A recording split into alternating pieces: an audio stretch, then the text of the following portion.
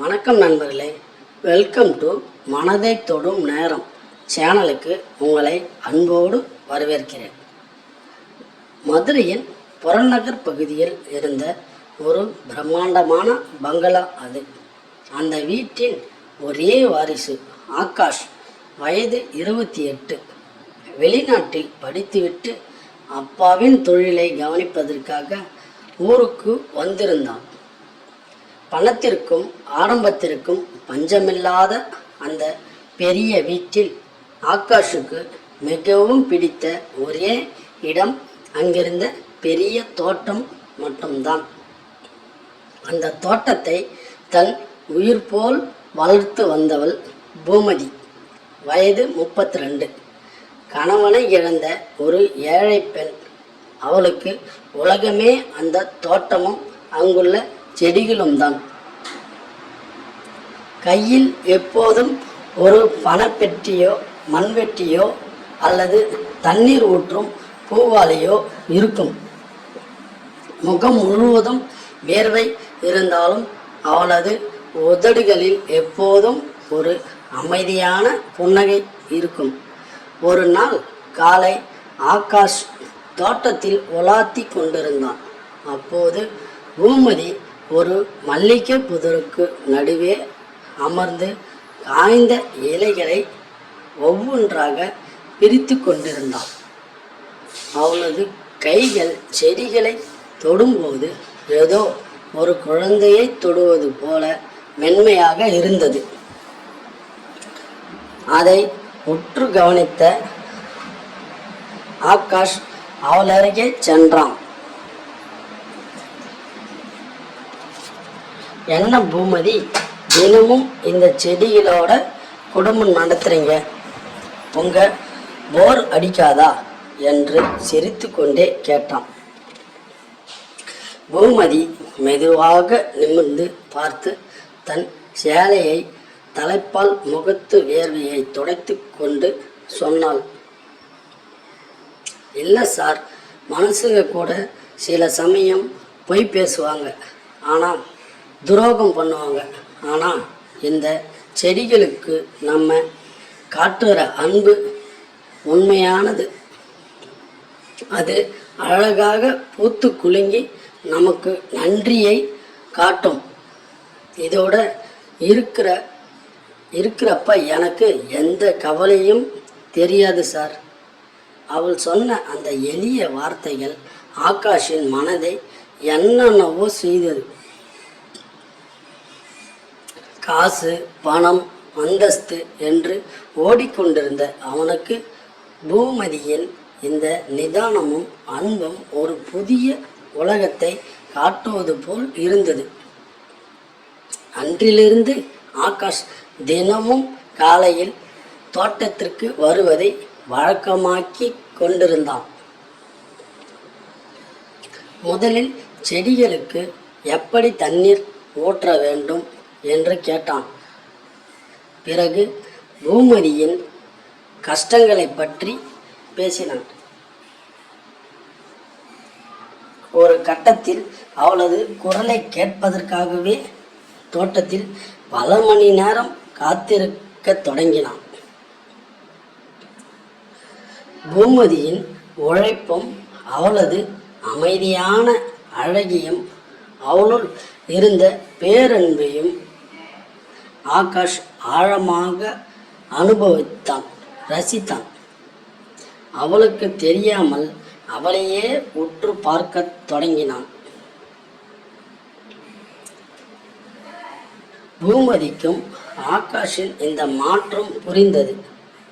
ஒரு சாதாரண தோட்டக்கார பெண்ணான தனக்கு இந்த வீட்டு முதலாளி கொடுக்கும் மரியாதையையும் அக்கறையும் அவளது இதயத்தில் ஒரு மெல்லிய ராகத்தை மீட்கத் தொடங்கியது. ஆனால் தன் நிலையை உணர்ந்த அவள் எப்போதும் விலகியே இருந்தாள். ஒரு நாள் மாலை திடீரென பெருமழை பெய்யத் தொடங்கியது.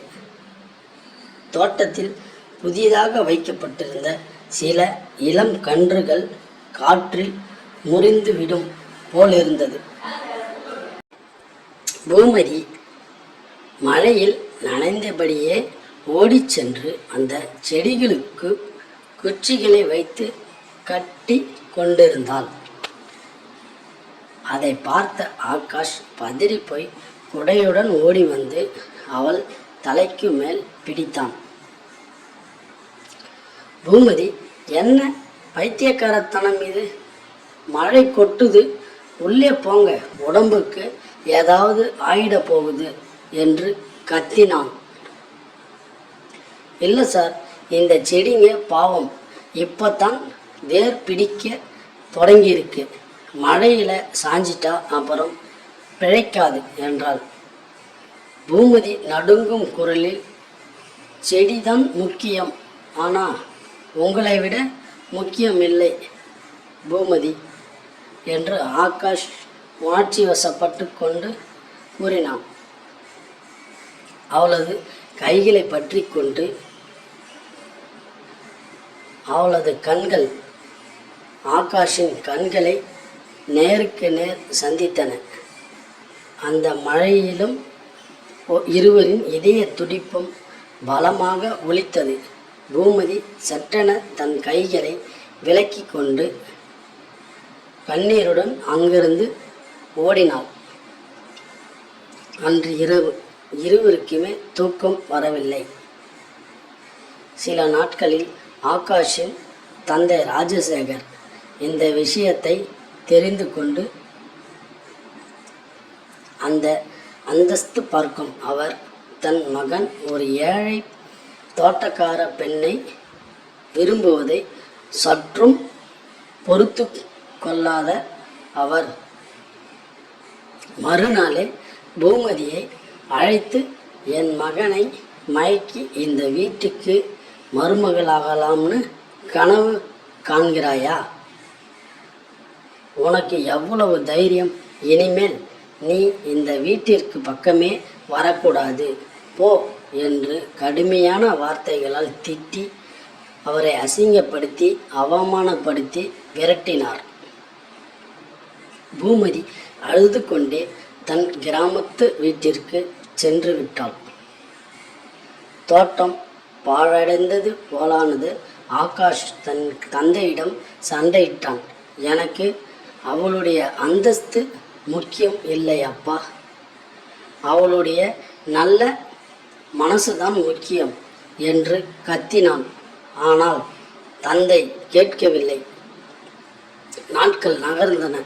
ஒரு நாள் ராஜசேகருக்கு உடல்நிலை சரியில்லாமல் திடீரென கடுமையான நெஞ்சுவலி ஏற்பட்டு மருத்துவமனையில் அனுமதிக்கப்பட்டார்.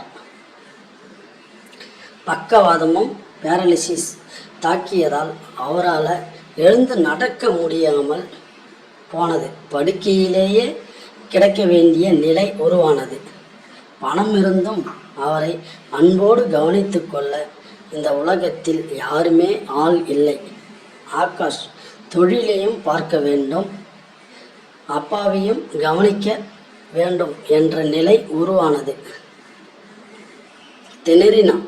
இந்த செய்தி பூமதிக்கு தெரிய வந்தது. அவள் தனக்கு நடந்த அவமானங்களையும் எல்லாம் மறந்துவிட்டு நேராக பங்களாவிற்கு வந்தாள். ராஜசேகரின் அறைக்குள் சென்று அவரே வியக்கும்படி தினமும் அவருக்கு நேரத்திற்கு மருந்து கொடுத்தாள். கசப்பான கசாயங்களை அன்போடு பருக வைத்தாள். ஒரு குழந்தையைப் போல் அவரை தாங்கி பிடித்து கொண்டு நடக்க பழகினாள். ராஜசேகர் பேச முடியாமல் கண்கள் கலக அவளையே பார்த்து கொண்டிருந்தார். தன் பணக்கார உறவினர்கள் யாரும் வராதபோது தன் விரட்டியடித்த இந்த ஏழை பெண் காட்டும் தாய் அன்பை அவர் உணர்ந்தார். அவளது உண்மையான அன்பின் ஆழத்தை அவரும் அனுபவித்து உணர்ந்தார். 2 மாதங்களில் ராஜசேகர் ஓரளவிற்கு குணமடைந்தார். ஒரு நாள் மாலை அவர் ஆகாஷையும் பூமதியையும் தன் அறைக்கு அழைத்தார்.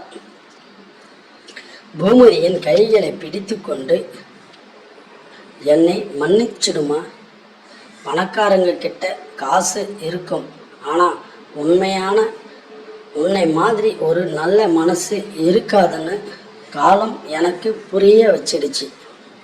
என் மகனை உன்னை விட யாராலும் நல்லா பார்த்துக்க முடியாது என்று கூறி ஆகாஷின் கையில் பூமதியின் கையை எடுத்து வைத்தார். சில வாரங்களில் அதே தோட்டத்தில் அவர்கள் ஆசையாக வளர்த்த மல்லிகை பந்தலின் கீழ் எளிமையான முறையில் திருமணமும் நடந்தது. ஆகாஷ் பூமதியின் கழுத்தில் தாலி கட்டிய போது அந்த தோட்ட மலர்கள் எல்லாம் மகிழ்ச்சியில் தலை அசைப்பது போல் இருந்தது. ஒரு தோட்டக்கார பெண்ணின் தூய்மையான அன்பை வஞ்சனையின்றி அனுபவித்த அந்த வாரிசு அவளை தன் வாழ்நாள் முழுமைக்கும் மகாராணியாக வாழ வைக்கத்தான். உங்களுக்கு இந்த பாச போராட்டம் நிறைந்த கதை பிடித்திருந்தா மறக்காம லைக் பண்ணுங்க, கமெண்ட் பண்ணுங்க. நம்ம சேனலை இது வரைக்கும் நீங்கள் சப்ஸ்கிரைப் பண்ணலைன்னா சப்ஸ்கிரைப் பண்ணிக்கோங்க. உடனே மற்றவங்களுக்கு ஷேர் பண்ணுங்கள், பெல் பட்டனை அழுத்திக்கிங்க. இது போன்ற மற்றொரு சுவாரஸ்யமான வீடியோவில் நம்ம சந்திக்கலாம். அதுவரை உங்களிடம் விடைபெறுவது நம்முடைய மனதை தொடும் நேரம் சேனல். நன்றி, வணக்கம்.